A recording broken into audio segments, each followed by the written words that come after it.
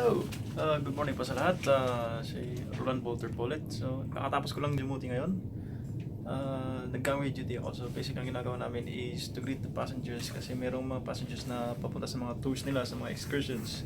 So, simple greetings like, good morning, enjoy your tours, have a safe trip, mga ganun. And then after that, you have to go back to the office kasi it is important to check with your boss kung may kailangan kang gawin kasi sometimes they need your help eh. So much better to report back in the office, right? So ngayon, I'm ready to go out and enjoy myself. So let's see kung anong meron dito sa Kiel. So I'll see you in a minute again. So ito, palabas na po ako ng terminal. So nasa Kiel ako ulit. So I'll try to go to the place na pwede niyong puntahan, mga restaurants, mga shops, para magkaroon kayo ng idea. And also for not only for Kiel, but in the countries that we are going to visit. So I'll try to give information to all the places that we are going to visit. So salamat po. Tsaka yung mga gustong magtanong po regarding sa mga sa first video ko, yung mga gustong apply, mga ganun. So I'm very happy to answer your questions. So feel free. Think about it. So ngayon nasa main center tayo ng Kiel. Dito marami ng mga shops, marami mga stalls na mga tinitinda like beer stall, tapos mga sweet shop, mga sausage na stalls, sobrang dami. Saka dito na rin yung yung mga sikat na mga shopping center, mga tindahan tulad ng ito JD. Yan, sikat din dito sa Europe, actually in all Europe yung brand na yan. Tapos mostly dito mga German na words na hindi ko masyadong maintindihan. So papakita ko sa inyo.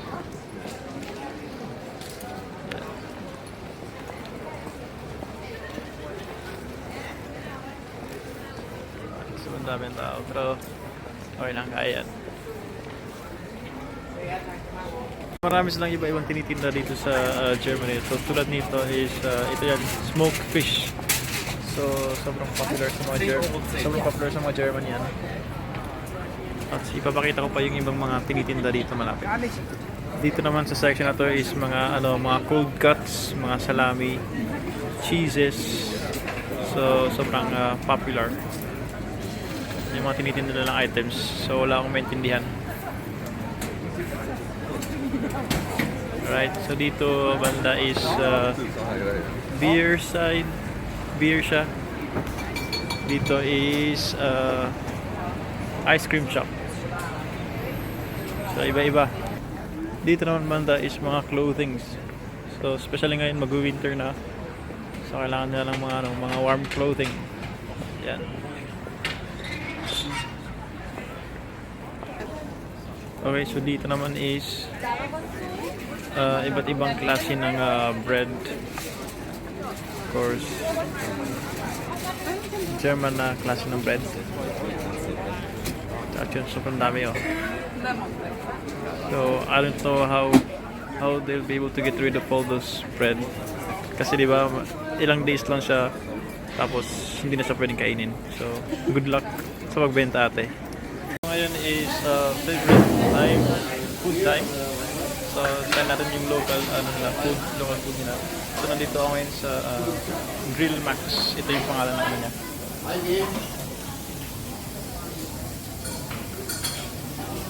Yan yung name ng kainan na pinuntahan ko. So, yan yung mga siniserve nila dito. Yan yung menu nila. So, pamunta na. So, ito po yung in-order kong food. Local sausage nila, tapos may kasamang patatas, sa may konting salad, tapos may mustard. Of course, para panulak, order na ako ng soft drinks. So this cost me around 6 euros. So sa Philippine peso is siguro nasa mga 350 to 400 pesos roughly, mga ganun. Kasi ang euro is I think 64 something sa peso. Alright, so try natin yung food nila. Bear with me. So I need salt. Ating salt. Kunti, kunti. Marami yun. Okay. Yan. Salt. Patatas.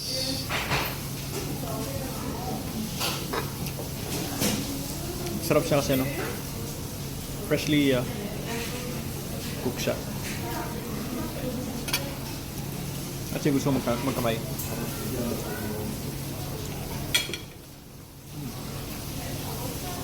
Init.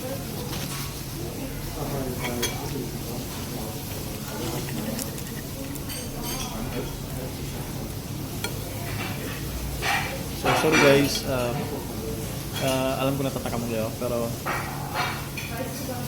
at least alam niyo yung mga local food dito. Just like the sausages, burgers, yun yung mga typical na kinakain nila. Sobrang okay yung lasa. Sobrang init talaga. Sobrang init.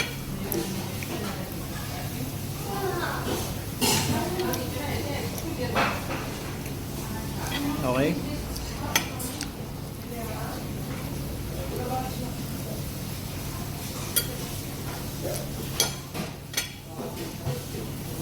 Alright, so tapusin ko muna yung food ko. And I'll get back to you. Thank you guys. Okay, so yun po yung short visit natin dito sa Kiel, Germany. So actually kasi pabalik na ako ng barko. So I need to go back to work na. So later, mamaya ang gagawin ko is ang work ko mamaya is my party. So more on socializing. So may drinks, pwede kang mag-drinks, pwede kang minom as long as you drink moderately. Yun ang policy. Stricto yung mga barko pagdating sa mga alcohol intake. So minimize. Tapos afternoon is kailangan kong pumunta sa show, mag-welcome ng mga pasahero before the main show, and then after the main show, so I have to stay there, no? And then after that, more on socializing. Yun yung job ko ngayon, more on socializing until 11 in the evening or till 12. It depends kung may mga tao pa. So kailangan ko magstay. Either pwedeng sumayaw kasama yung mga pasahero or mag-sing along with them. And ngayon, yun yung job ko for today. So salamat po sa panonood at see you po ulit sa for my next video. Next stop namin is Denmark. So keep watching my videos and don't forget to like my videos. Maraming salamat po. Thank you.